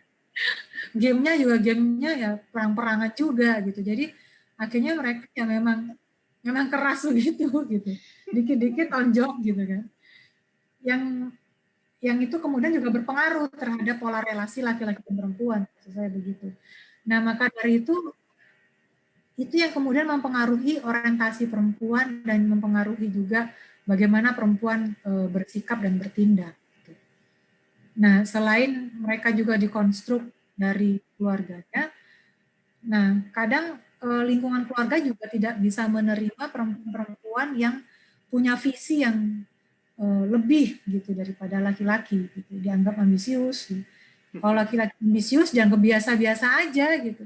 Wajar laki-laki ambisius, cita-citanya tinggi gitu. Tapi kalau perempuan kita pengen jadi presiden gitu. Kayak Bu Megawati gitu ya. Bu Megawati itu mengalami stigma yang cukup banyak ya daripada misalnya pimpinan partai politik yang lain gitu. Atau misalnya Bu Khofifah gitu. Dia punya stigma yang banyak daripada misalnya rival-rivalnya yang lain. Nah, itu tuh membuat hambatan-hambatan yang 2 kali lipat, mungkin 3 kali lipat, 4 kali lipat daripada laki-laki. Bisa saja misalnya begini, contohnya ya, mau jadi kepala daerah, laki-laki dan perempuan. Perempuan itu di zooming luar biasa, di zoom in, zoom out. Jadi kalau perempuan itu di zoom in-nya luar biasa, di zoom in. Bagaimana keluarganya, anaknya kena narkoba, oh dia ini berarti ibu yang tidak baik gitu ya. Oh suaminya selingkuh, oh berarti istrinya nggak benar, oh berarti dia nggak benar nih melayani suaminya. Suaminya yang selingkuh kok istrinya yang disalah gitu kan. Sampai dikaitkan pada kemampuannya dia dalam memanage pemerintahan. Oh artinya dia nggak bisa menghandle, nggak bisa mendidik anaknya anaknya pakai narkoba, berarti dia tuh nggak bisa tuh memimpin sebuah daerah gitu. Ditarik begitu. Tapi kalau laki-laki misalnya, apakah sampai dijulitin seperti itu? Sampai ke rumah tangganya, sampai ke anaknya sukses atau enggak, itu dikaitkan dengan kompetensi laki-laki? Kan tidak, gitu.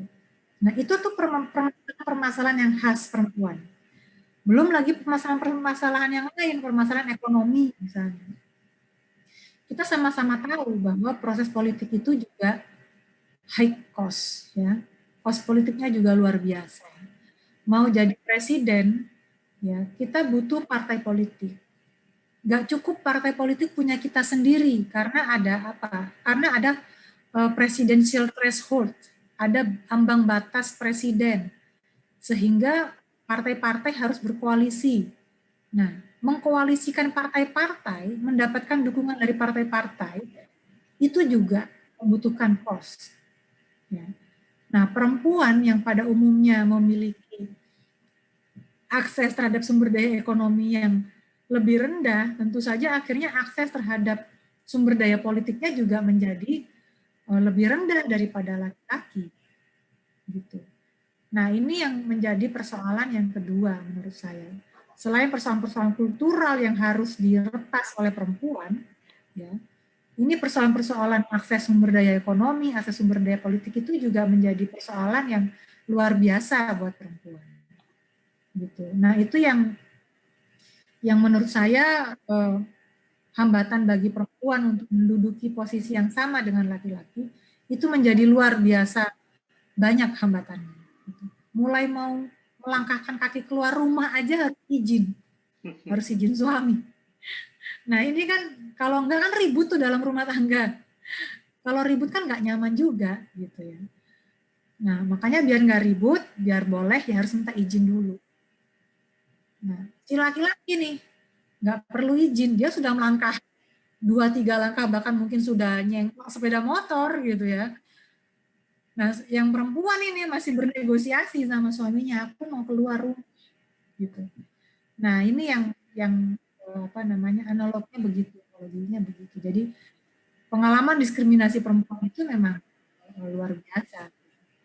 Makanya kalau kita perempuan punya cita-cita yang tinggi, maka you have good twice as men gitu. Jadi harus 2 kali lipat, harus becus ya, lebih becus daripada laki-laki gitu ya. Harus beres urusan rumah tangganya juga gitu, dan lain-lain. Jadi memang tantangannya lebih banyak daripada laki-laki. Begitu mungkin Mila ya. Jadi harus mempunyai 2 power dibanding dengan laki-laki kalau Nila mau jadi menteri tadi ya. Iya, betul. Bandingin aja sama Bu Susi misalnya, kan itu kan luar biasa. Misalnya Menteri Ekonomi Bu Sri Mulyani, dia pernah menjadi direktur salah satu direktur operasional ya kalau nggak salah ya, IMF gitu, bayangkan. Presiden IMF, ya. Dia jadi Menteri Ekonomi kita gitu kan. Bandingin sama menteri yang lain, maksud saya begitu loh. Maaf ya, Bapak-bapak. Meskipun Bu Sisin, meskipun pada kesempatan ini kalau kita melihat sosok Bu Mega taruhlah begitu. Oh ya, ini nanti sambil kita ngobrol teman-teman mempersiapkan pertanyaan juga. Kemungkinan ada yang cocok dengan tema-tema skripsinya ya. Kita nggak ngerti ya. Skripsi yang kemungkinan pada kesempatan ini diskusi sama Bu Sisin ini ketika menampilkan urgensi perempuan dalam kelompok minoritas dalam proses demokrasi, kemungkinan bisa mengangkat tema meskipun tidak harus langsung itu. Taruhlah tadi kita ngomong tentang Putri Kuning, tentang Bu Megawati, tentang Bu Sri Mulyani, yang jelas bahwa pada Bu Sisin dan semuanya, Bu Megawati itu pada awalnya ia menjadi anak emas dari presiden, tetapi dalam perjalanannya ketika beliau menjadi ketua PDI Perjuangan pada awal, selanjutnya dikudeta seperti Partai Demokrat pada Iya. waktu kesempatan ini, dan pada waktu itu dia simbol perlawanan yang Pak melawan Suryadi ya, Pak pemerintah. Suryadi. Iya, Pak Suryadi. Ya, iya. Dan pada proses selanjutnya ketika beliau memimpin mulai 97, 95, 97 sampai sekarang itu sudah berapa? 25, 23, 25 tahun menjadi ketua partai perempuan. Jadi sebetulnya pada posisi sebagai ketua partai it's okay meskipun belum ada yang bisa menandinginya. Partai-partai lain kita melihatnya belum ada kecuali PSI yang kemudian menampilkan ketuanya itu perempuan. Mungkin teman-teman juga bisa meneliti mengapa partai-partai lainnya itu tidak menampilkan perempuan. Hanya PDI sama PSI saja yang menampilkan perempuan. Dan pada posisi apa yang disampaikan jawaban Bu Sisin dari pertanyaan Nila tadi, ketika menjadi presiden, ya perdebatan itu memang sangat panjang. Bu Hovifah pun harus 2 kali kalah untuk menjadi calon gubernur Jawa Timur. Yang ketiga itu menang karena sang lawan pada waktu itu selanjutnya mendukungnya. Itu kan menarik. Iya, Maksudnya, betul. menarik. Dan, maksudnya dari yang mempunyai stereotip yang sangat negatif menjadi positif, itu luar biasa. Iya. Gimana posisi tadi mau? Jadi kalau perempuan itu stereotipnya luar biasa, label negatifnya itu luar biasa. Dianggap tidak mumpuni, tidak becus gitu ya, dianggap lemah karena menangis gitu ya. Bu Megawati itu kan luar biasa loh menurut saya. Dia dia anak presiden dulu gitu ya. Pertama kali itu modal dia, privilege dia tuh gitu. Kemudian bagaimana dia membawa PDIP sampai menjadi partai pemerintah itu kan juga nggak mudah. Nggak cuma bermodal bahwa dia anak Bung Karno kan gitu. Tapi dia harus punya hegemoni yang luar biasa dan menurut saya itu tuh sebuah hal yang bisa menjadi inspirasi kita juga sebenarnya. Kita bisa belajar dari sosok-sosok seperti itu. Gitu. Nah, bisa jadi mungkin gini Pak Agus, bisa ada penelitian-penelitian juga sebenarnya persepsi terhadap perempuan di dunia politik itu seperti apa sih? Gitu. Persepsinya itu apa? Persepsi masyarakat, persepsi elit-elit parpol, persepsi dari dari mana saja gitu. Melihat perempuan itu sebenarnya makhluk yang bagaimana sih gitu. Sehingga sedikit sekali kesempatan yang diberikan kepada perempuan. Masa kita harus jadi anak presiden dulu baru kita bisa punya power gitu kan. Kayak gitu. Nah, itu kan luar biasa. Kalau saya boleh sharing sedikit ya Pak Agus. Boleh silakan. Pengalaman saya waktu di KPU Jatim waktu itu rekrutmen seleksi KPU Kabupaten Kota di 2014 gitu ya. Ini malah menjadi referensi teman-teman untuk menepati posisi jabatan publik. Silakan Bu Sisi. Iya, betul. Yang pengen jadi anggota KPU. Ya, nah bisa dimulai menjadi anggota KPPS dulu. Nah, itu pengalaman penting gitu. Jadi saat kita melakukan rekrutmen terhadap KPU Kabupaten Kota, itu tantangan untuk menempatkan perempuan menjadi anggota KPU Kabupaten Kota itu luar biasa. Gitu. Saya harus strategi luar biasa gitu. Mulai pertama dari pembentukan tim seleksinya. Harus ada yang perempuan, harus ada perempuan pun itu saya telepon bahwa dia harus memprioritaskan kepentingan perempuan juga gitu. Bukan kepentingan kelompoknya gitu. Dan bukan kepentingan juga elit politik di situ gitu. Jadi harus di briefing gitu ya. Kenapa kita pilih dia gitu. Nah, dari tim sel pun kita harus otot-ototan tuh dengan yang lain gitu kan, bahwa saya mau ini, dia perempuan gitu. Kemudian masuklah peserta-pesertanya ya, peserta seleksinya gitu, kita pastikan kita bekerja sama, saya bekerja sama dengan ormas-ormas perempuan, agar ormas-ormas perempuan itu merekomendasikan atau meminta kader-kader terbaiknya untuk daftar gitu. Jadi kita minta organisasi-organisasi perempuan untuk mengawal proses di situ. kepesertaan. Jadi minta kader-kadernya perempuan ini untuk mendaftar gitu. Nah, kemudian itu pun tidak mudah karena banyak kader organisasi perempuan yang memang nggak concern di bidang-bidang politik begitu, gitu. Nggak mau karena anggapan politik itu kotor, politik itu merusak ya, politik itu banyak mudaratnya gitu daripada manfaatnya, kemudian bikin nggak tidur nyenyak gitu ya, bikin masalah gitu, sehingga banyak perempuan yang nggak mau juga gitu. Nah, kemudian setelah pendaftaran, ujian seleksi gitu kan, banyak juga yang mental gitu karena mereka memang tidak mempersiapkan diri dengan baik untuk menjadi anggota KPU gitu. Ya kurang ngafe tadi itu kata Pak Agus itu gitu, hingga wawasannya kurang. Kemudian saat saya memilih peserta dari perempuan untuk menjadi anggota KPU Kabupaten Kota, selalu muncul pertanyaan, apakah dia berkualitas? Mbak Sisin, jangan asal perempuan yang dipilih, tapi harus yang berkualitas, dilihat juga kualitasnya. Gitu. Dan pertanyaan itu tidak untuk laki-laki ya? Iya betul Pak Agus, itu yang mau saya bilang. Tapi kenapa dari kelompok masyarakat yang lain, kelompok ormas yang lain, nggak pernah dipertanyakan kualitasnya gitu. Asalkan dia dari kelompok ini, asalkan dia dari kelompok itu, sudah dianggap berkualitas.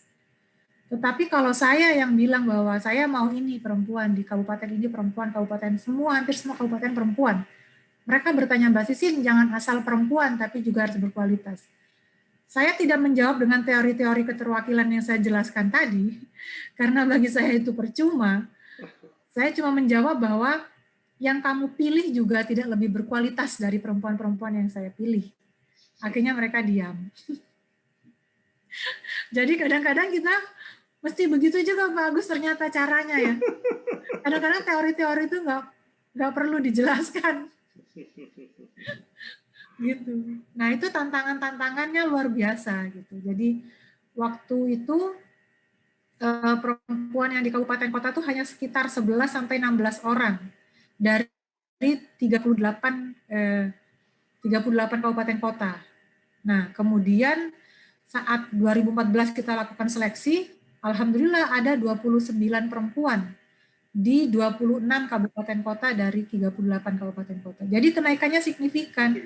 Tapi ya gitu ya, saya gontok-gontokan dengan banyak orang juga. Gitu. Tapi harus ada political will yang kuat untuk mengendorse perempuan. Dan alhamdulillah perempuan-perempuan itu sekarang kan jadi ketua. Jadi ketua KPU Kabupaten Kota yang terpilih lagi. Artinya perempuan bila diberi kesempatan, diberi akses, ya, didorong, di-endorse betul-betul gitu ya, dikawal, mereka juga akan sangat baik gitu memanfaatkan posisinya, menunjukkan kualitasnya gitu. Asal mereka diberi panggung gitu. Mungkin begitu ya. Luar biasa pengalaman Bu Sisin ketika bagaimana mengendorse, memastikan bahwa para kader-kader perempuan bisa menempati jabatan-jabatan di KPU. Tentunya hal ini juga kemungkinan berjalan di lembaga-lembaga lainnya. Satu lagi, kalau ada pertanyaan teman-teman, saya beri kesempatan kalau memang masih ada. Saya izin bertanya, Pak. Silakan. Ini Akbar ya? Iya, iya Pak. Silakan. Ya, saya ingin membahas tentang kampanye pemilihan bupati yang tahun ini itu. Yang sebelumnya Pak Agus kan sudah menyinggung kalau wakil bupati di Sumeneb itu berasal dari perempuan, dan menurut saya itu sebagai masyarakat Sumeneb itu adalah sesuatu fenomena yang sangat sulit terjadi di tengah budaya patriarki yang kuat di Sumeneb itu. Betul ya. Nah, tetapi saya teringat dengan cerita dari nenek saya, di mana nenek saya itu bercerita pada masa kampanye itu di acara kompolan, yang dimana di acara itu perempuan semua, ada salah satu tokoh agama atau nyai itu melakukan hegemoni terhadap anggota kompolan itu untuk memilih Fauzi Nyai Eva. Nah, pertanyaan saya, ternyata secara dekonstruksi sesama perempuan itu terjadi proses pendominasian, dan itu secara tidak langsung juga ini ya membantah argumen dari Bu Sinta yang tadi mengatakan kalau perempuan dapat kuat apabila dia sama sesama perempuannya saling memperdayakan, saling memberikan kekuatan. Solidaritas. Iya. Mungkin itu dari pertanyaan dari saya. Terima kasih.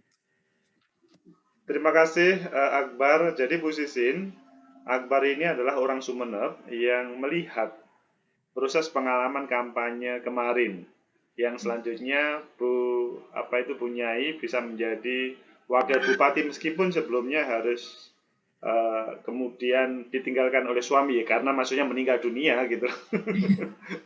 Ya cobaan yang luar biasa itu pada waktu proses mencalonkan kemudian suaminya meninggal dunia. Kepada Bu Sisin dipersilakan. Ya. Jadi dalam teori gerakan perempuan itu ada teori yang kita kenal sebagai competition among women. Jadi competition among women itu adalah kompetisi di antara sesama perempuan. Nah ini kenapa menjadi khas? Gitu. Kenapa menjadi khas? Nah ini panjang banget ini penjelasannya kenapa bisa ada competition among women. Jadi sesama perempuan kemudian berkompetisi untuk memanfaatkan lubang atau celah yang sama, gitu, celah yang kecil yang sama itu, gitu. Kemudian mereka berkompetisi untuk mendapatkan celah yang kecil itu, sehingga terjadi competition among women. Nah, kemudian yang kedua juga, kenapa bisa terjadi competition among women selain celahnya itu kecil, ceruknya, sedangkan perempuan itu banyak mungkin. Itu juga kultur yang dibangun di dalam keluarga yang seperti saya ceritakan tadi. Bahwa perempuan itu memang dikonstruksi dalam keluarganya tidak terbiasa berkompetisi. Tidak terbiasa berkompetisi sehingga mereka tidak bisa menghadapi kompetisi secara sportif. Kadang-kadang begitu. Kompetisi ini artinya tidak harus mereka dalam race yang sama ya, dalam racing yang sama, tetapi bisa saja karena aku nggak suka nih perempuan lain maju, gitu.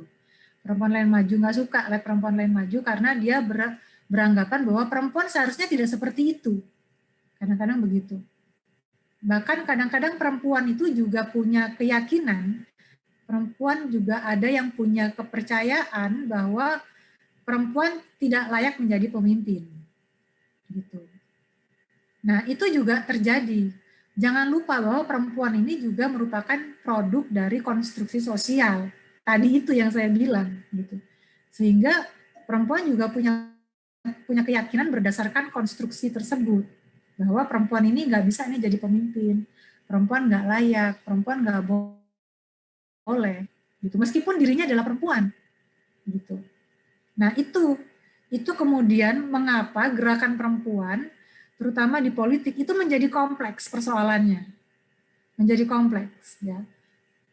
Bahkan Bu Mega sendiri pun pernah bilang juga bahwa buat dia 30% gerakan afirmasi itu nggak penting gitu. Bahkan kalau perempuan mau, kalau perempuan sanggup 50% juga nggak apa-apa gitu. Artinya ada konsep yang berbeda gitu antara Bu Mega dengan misalnya yang lain, melihat situasi realitas sosial gitu. Nah, ini yang menjadi persoalan perempuan itu jadi kompleks. Itu ya juga yang menjawab pertanyaan, kenapa sih dari dulu persoalan perempuan itu nggak selesai-selesai? Karena persoalan perempuan itu memang sejak konstruksinya itu sejak bahkan kita lahir. Bahkan mungkin sejak perempuan itu dalam kandungan. Gitu. Banyak keluarga yang lebih menginginkan punya anak laki-laki daripada anak perempuan. Bahkan ada praktek-praktek misalnya seperti di India, kan sekarang sudah bisa USG untuk melihat jenis kelamin.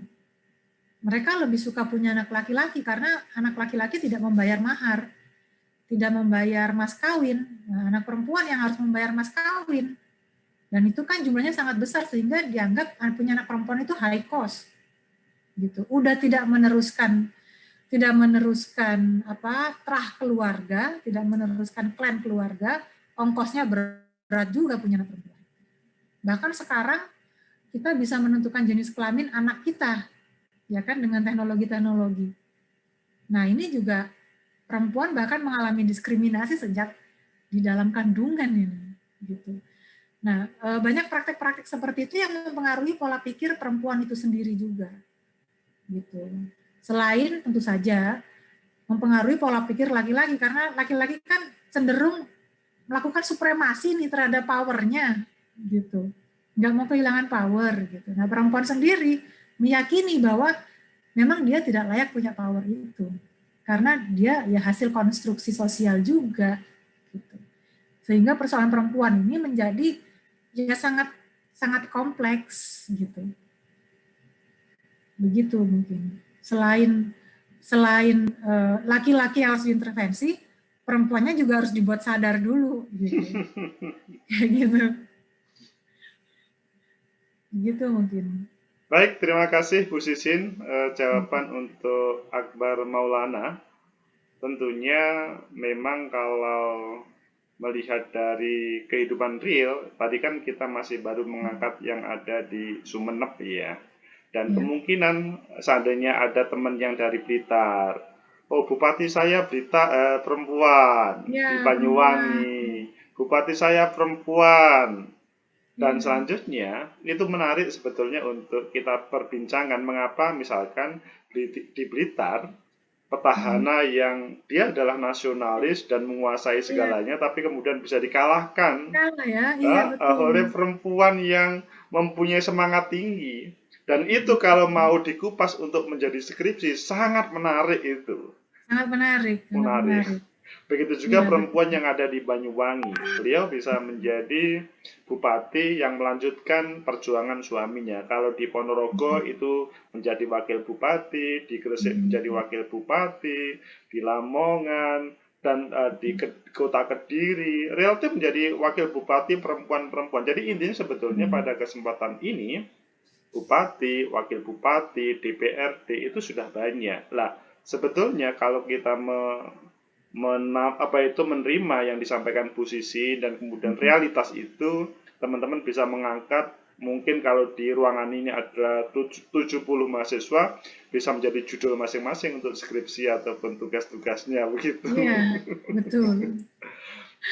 Sebenarnya meneliti kayak konsep competition among women itu aja menarik loh. Betul. Bagaimana sesama perempuan itu berkompetisi, kemudian saling menjaga, dan itu punya ciri khas tersendiri. Nah, itu yang kalau teman-teman bisa menemukan itu menurut saya temuan penelitian yang sangat menarik gitu. Karena itu sering dibicarakan, tapi jarang dipublikasikan. Jarang dipublikasikan gitu. Luar biasa Bu Sisin, sudah 2 jam lebih kita menjalani visiting lecture ini. Karena waktunya sudah habis, saya mohon closing statement dari Bu Sisin untuk menutup acara ini. Silakan. Ya, terima kasih.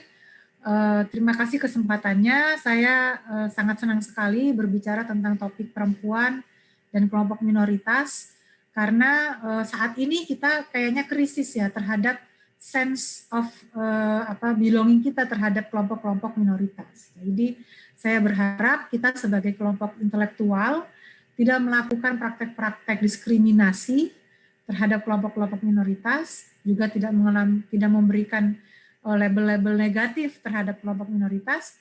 Biarkanlah kalau orang lain yang melakukannya, tetapi kita tidak. Karena kita adalah, kalau saya yakini, kita sebagai kelompok yang terpelajar, berpendidikan, seharusnya kita bisa lebih mengerti, lebih punya empati, bagaimana kita memperlakukan kelompok-kelompok minoritas. Jangan terjebak pada asumsi-asumsi dan stigma-stigma negatif terhadap kelompok tersebut, tetapi bagaimana kita juga bisa memberikan kesempatan ya, kemudian adil dalam melakukan judgement gitu terhadap mereka semua. Dan saya berharap kita yang ada di sini sebagai mahasiswa yang juga melek politik dan juga punya sensitivitas sosial, tentu kita bisa menguatkan proses-proses demokratisasi di Indonesia. Jangan justru menjadi kelompok-kelompok yang membajak demokrasi, kelompok-kelompok yang justru menjadi residu demokrasi. Itu menurut saya, Pak Agus. Terima kasih. Terima kasih Bu Sisin, pesannya luar biasa, tidak cukup pada teoritis tetapi praktis untuk teman-teman para mahasiswa itu menatap masa depannya dan optimis dengan masa depannya. Yang pasti bahwa perempuan mempunyai kualitas yang luar biasa ketika diberi kesempatan, meskipun di dalamnya juga ada kompetensi,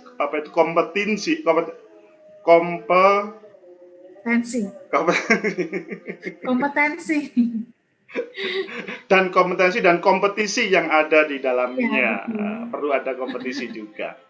Bu Sisin, sebelum ditutup, hostnya dipindahkan supaya saya bisa save ya. Siap. Oh ya, okay. Baik. Itulah teman-teman terkait dengan pertemuan kita seri 2 visiting lecture. Selanjutnya nanti pertemuan ke-13 kita kuliah biasa. Pertemuan 14 adalah visiting lecture sosiologi politik yang terakhir. Pertemuan ke-15 adalah penutup dari perkuliahan kita pada semester 6 ini. Selanjutnya kita melaksanakan UAS. Sesudah itu teman-teman berdasarkan visiting lecture bisa mempunyai referensi untuk membuat skripsi. Dan selanjutnya pada semester 7 atau sebelum semester 7 sudah magang sesuai dengan skripsinya. Semester 7 skripsi dan semester 7 selesai, semester 8 teman-teman sudah bisa mengaplikasikan apa yang kita bicarakan di dunia masing-masing. Terima kasih Bu Sisin atas kesediaan, kemudian luar biasa memotivasi mahasiswa-mahasiswi kami, dan semoga menjadi amal ibadah di bulan Ramadan ini. Amin. Selanjutnya sekali lagi bisa menjadi kebaikan untuk kita bersama. Mohon maaf kalau ada hal yang kurang berkenan, teman-teman semuanya. Billahi taufiq wal hidayah. Assalamualaikum warahmatullahi wabarakatuh. Waalaikumsalam warahmatullahi wabarakatuh. Saya izin live ya, Pak Agus. Baik, Bu Sisin, terima kasih banyak. Sama-sama.